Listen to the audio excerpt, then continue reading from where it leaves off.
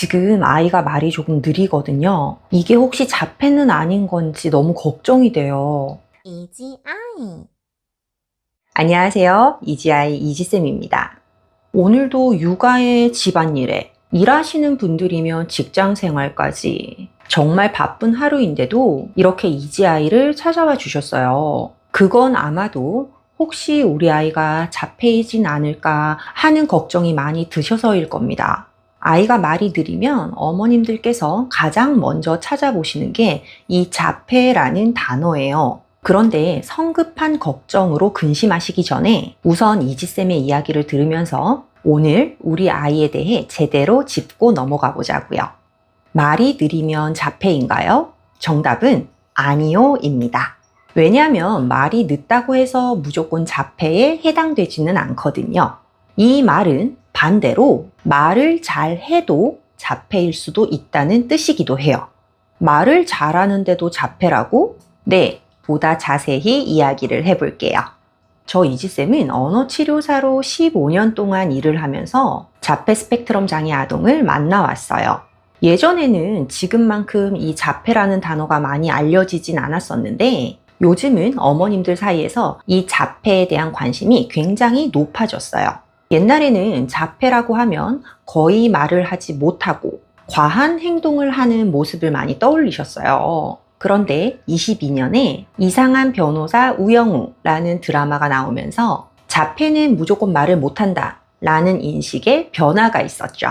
제목처럼 드라마 속 우영우는 의사소통을 할 수는 있는데 약간 이상한 느낌이 드는 그런 캐릭터였어요. 물론 드라마의 설정과 관련된 부분도 없지 않아 있지만 이처럼 자폐는 자폐 스펙트럼이라 불리며 무지갯빛 스펙트럼처럼 굉장히 다양한 모습이 존재합니다. 센터에서 자폐 친구들을 만나면 말을 한마디도 하지 못하는 무발화 자폐 아이도 있고요. 언어 검사 결과 정상 수준에 이르는 자폐 아이도 있어요. 이 스펙트럼이 굉장히 넓은 거예요. 그래서 언어 능력 하나만 가지고는 절대 자폐의 여부를 판단해서는 안 됩니다. 그럼 우리 아이가 자폐인지 아닌지를 어떻게 알아볼 수 있을까? 가장 정확한 방법은 소아정신과에 방문하셔서 종합검사를 받아보는 것입니다. 그런데 아이가 몇 년 동안은 정상적으로 잘 발달을 하다가 어느 날 갑자기 발달이 되지 않는 경우가 있어요. 이걸 퇴행이라고 부르는데요. 예를 들어서 아이가 엄마, 아빠 소리도 하고 또 이어문, 사모문 이렇게 말을 하다가 한 4살쯤부터 갑자기 멈추는 거죠. 그러면서 지금까지 잘 해오던 걸 안 하는 경우가 있어요. 그래서 자폐 스펙트럼 검사에는 지금 당장의 아이의 기능과 과거의 기능을 함께 묻는 그런 검사들도 있어요. 예를 들면 ADIR 같은 검사가 그에 해당되죠. 그리고 자폐 검사는 딱 한 가지의 형태로 끝내는 단일 검사가 아닙니다. 다양한 검사들을 아이와 부모에게 진행하고 이 검사들의 전체적인 프로파일을 통해 진단이 되어요. 그래서 이런 풀배터리 검사를 진행하는 소아정신과에 가셔서 검사를 받으셔야 하는 것이죠. 그런데 지금 당장은 병원에 가기 힘든 상황이에요. 그렇다면 우선 가정에서 아이를 살펴봐야 되겠죠. 2가지 경우로 나누어서 알려드릴게요. 첫 번째는 아이가 말이 느린 경우. 2번째는 우리 아이가 말은 별로 느리지 않다고 생각되는 경우입니다. 첫 번째 경우는 우선 우리 아이가 말이 느리다는 것은 지금 확인이 되었잖아요. 그러면 일단은 우리 아이가 언어가 지금 지연이다. 이걸 짚고 갑니다.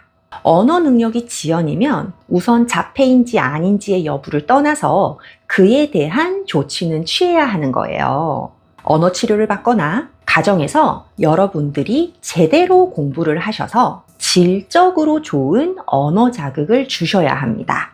그냥 언어 자극을 많이 주시는 게 아니라 제대로 된 언어 자극을 주셔야 해요. 이게 1번입니다.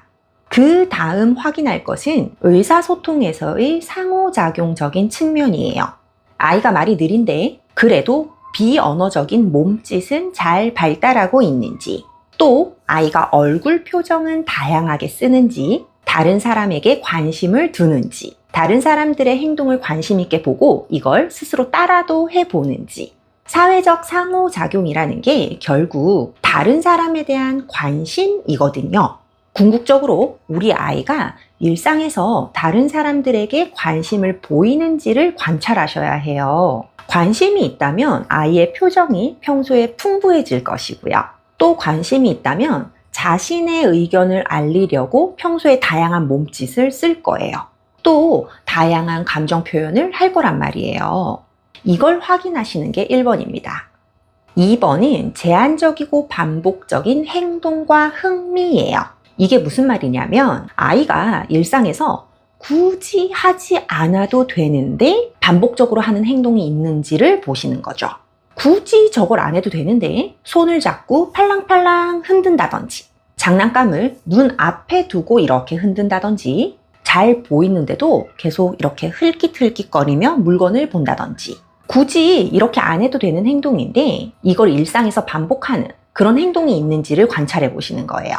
그 다음은 제한적이고 반복적인 흥미인데요. 굳이 고집 부리지 않아도 되는 건데 고집을 보이거나 집착을 하는 게 있는지를 보시는 거예요. 한두 번은 그럴 수 있는데 무조건 장난감을 줄 세운다든지, 무조건 같은 길로만 가려고 한다든지, 꼭 먹는 음식만 먹는다든지, 여기서 중요한 점은 그게 안 되면 난리가 난다는 거예요. 굳이 고집 부릴 일이 아닌데 그게 안 되면 난리가 나는 경우. 예를 들어서 방문은 열어둘 수도 있고 닫아둘 수도 있잖아요. 그런데 이걸 항상 꼭꼭 닫아요. 그리고 이걸 못 닫게 하면 난리가 난다든지, 물건의 순서가 좀 바뀔 수 있는데 그게 바뀌면 싫어해서 꼭 이 물건은 여기에 두어야 직성이 풀린다든지 등등입니다. 이렇게 언어 능력 하나만 보는 것이 아니라 의사소통에서의 상호작용, 즉 타인에 대한 관심도가 풍부한지를 관찰하셔야 해요. 그 다음 제한적이고 반복적인 행동이나 흥미를 보이는지를 관찰합니다. 만약 두 가지가 다 해당된다면 꼭 빠른 시간 안에 전문가를 만나 상담을 해보시기를 권해드려요. 두 번째는 아이가 말이 별로 느리지 않다고 생각되는 경우예요. 이런 경우의 어머님들께서 이지쌤에게 상담 오셔서 가장 많이 하는 말씀, 어릴 때 말도 잘했고요, 한글도 엄청 빨리 뗐어요, 그냥 사람한테 관심이 좀 적을 뿐이었는데 자폐로 진단받을 줄은 상상도 못했어요 입니다. 언어 능력 자체는 긍정적인데도 자폐로 진단되는 경우가 많습니다. 왜? 처음 말씀드린 대로 자폐는 자폐 스펙트럼이거든요. 자폐는 그 안에서 굉장히 다양한 차원의 형태로 나타나요.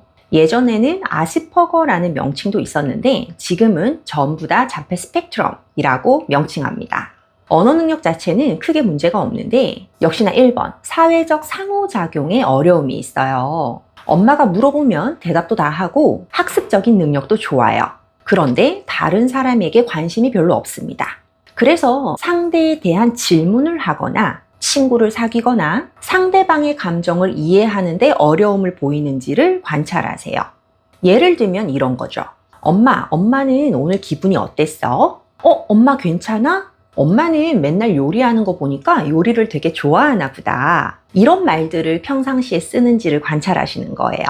반대로 너무 자기 말만 하거나 자기가 좋아하는 주제에 대해서만 일장연설을 하지는 않는지도 관찰해 보실 필요가 있습니다. 두 번째는 역시나 제한적이고 반복적인 행동과 흥미인데요. 아이가 말을 할 때 특이한 문구나 특정한 말을 반복해서 사용하지는 않는지, 굳이 안 해도 되는 말인데 자꾸 일상에서 반복하는 거예요. 또 특정한 것에 과하게 집착하면서 그것에만 흥미를 보이는지. 예를 들면 어릴 때부터 아이가 공룡을 좋아했어요. 그런데 이제 좀 커서 공룡은 안 갖고 놀 때가 됐거든요. 근데도 계속 공룡을 좋아하고 아직도 공룡을 보면 흥분해서 막 달려가서 그거에 대한 말만 계속 늘어놓는 것이죠. 나이가 들어서 관심사가 보다 넓어질 때가 되었는데도 그 특정한 것을 놓지 못하는 경우예요. 특정 길로만 가는 걸 선호하거나 변화를 너무 힘들어하는 경우, 특정 말을 계속 반복하는 경우가 있지는 않은지를 관찰해 봅니다. 이렇게 기본적인 언어 능력은 긍정적인데 자폐로 진단된 아이들은 커가면서 단체 생활에서의 어려움을 나타내게 되어요. 그래서 사회적 기술과 화용 언어 능력을 높여주는 개별적인 중재가 필요합니다.